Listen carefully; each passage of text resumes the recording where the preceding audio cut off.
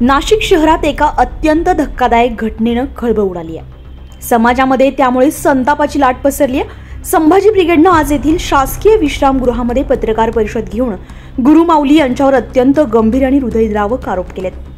ब्रिगेडच्या म्हणण्यानुसार मागील महिन्याच्या 15 आणि 16 तारखेला वाल्मिक कराड आणि विष्णू चाटे हे गुरु माऊलींसोबत होते। तसेच मागील वर्षी घडलेल्या सारिका बाबूराव सोनवणे प्रकरणामध्ये गुरु माऊलींनी तिचे लैंगिक शोषण केले आणि खोट्या आरोपाखाली निंबा शिरसाट नावाचे बनावट प्रकरण उभे करून तिच्यावर खंडणीचे खोटे आरोप लावले।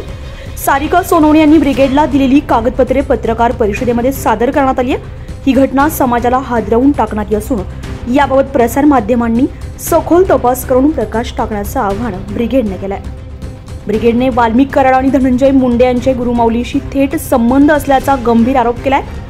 तसेच तृप्ती देसाई यांनी घेतलेल्या भूमिकेचे ब्रिगेडने जोरदार समर्थन केलंय। सारिका सोनवणे यांना निलंबित करण्यात धनंजय मुंडे यांचा थेट हातभार असल्याचा आरोपही ब्रिगेडने केलाय।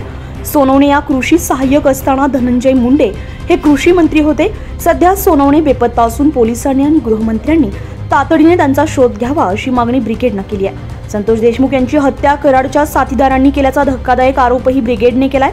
या संपूर्ण प्रकरणाची निष्पक्ष चौकशी करण्यात यावी अशी मागणी केली आहे।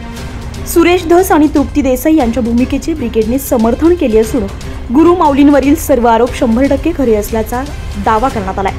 3 ऑक्टोबर 2023 रोजी सारिका सोनवणे यांनी ब्रिगेडशी संपर्क साधला होता आणि सर्व घटनाक्रम सांगितला होता। त्यांनी काही महत्त्वाची कागदपत्रही ब्रिगेडला दिली होती। पंचवटी पोलीस स्टेशनचे पीआय अनिल शिंदे यांच्याकडे तक्रार नोंदवूनही 24 तासामध्ये गुन्हा दाखल झाला नाहीये। यामुळे पोलिसांच्या कार्यपद्धतीवरही प्रश्नचिन्ह निर्माण झालंय। विष्णू चाटे, वाल्मिक कराड, कृष्णा आंधळे आणि धनंजय मुंडे यांचे तात्काळ राजीनामे घेऊन त्यांच्यावर कठोर कारवाई करण्याची मागणी ब्रिगेडनं केली आहे। ही संपूर्ण घटना निश्चितच संतापजनक असून यामुळे संपूर्ण समाज हादरलाय। आज संभाजी ब्रिगेड नाशिकच्या वतीने शासकीय विश्रामगृहामध्ये जी पत्रकार परिषद आयोजित केली होती त्यामध्ये प्रामुख्याने 2 विषय होते। एक म्हणजे 15-16 डिसेंबरला मुक्कामी असलेला वाल्मिक कराड गुरु माऊलींच्या आश्रमामध्ये आणि त्याच्या आधी 1 वर्ष आधी घडलेली घटना सारिका बाबूराव सोनवणे या दोन्ही प्रकरणाची सखोल चौकशी व्हावी याकरता आम्ही पत्रकार परिषद आयोजित केली होती। हा एक भाग तृप्ती देसाईंच्या माध्यमातून ही घटना ज्यावेळेला समोर आली त्यावेळेला आम्हाला सुद्धा ही भूमिका तुमच्या माध्यमातून जाणं जास्त गरजेचं समजलं। काही पत्रक आम्हाला त्या महिलेनं दिलेले होते, त्या आधारावर आम्ही ठोसपणे सांगू शकतो का धनंजय मुंडेचा आणि वाल्मिक कराडचा आणि गुरु माऊलीचा म्हणजेच आकाचा म्हणजेच गुरु माऊलीचा संबंध त्या घटनेशी आहे। त्याला देखील सहआरोपी करण्यात यावं ही आमची या पत्रकार परिषदेच्या माध्यमातून मागणी होती।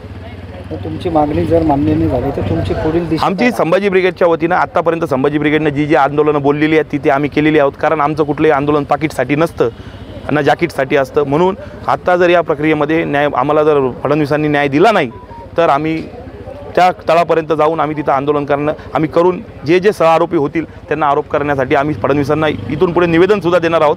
काही लोक आम्ही त्यांना भेटायला सुद्धा जाणार आहोत की या आश्रमामध्ये कुठले काळेगोरे धंदे चालतात याची देखील आपण सखोल चौकशी करावी अशी आमची आपल्या माध्यम प्रतिनिधींच्या माध्यमातून फडणवीसांना विनंती आहे। आका नेमकी कोण? गुरु माऊली। मी थेट नाव घेऊन सांगितलं तुम्हाला आणि धस साहेबांना काही राजकीय बंधनं असतील पण मी थेट सांगतो आका म्हणजे हा वाल्मिक कराड आणि आकाचा आका म्हणजे धनंजय मुंडे, त्याचा आका म्हणजे हा गुरु माऊली।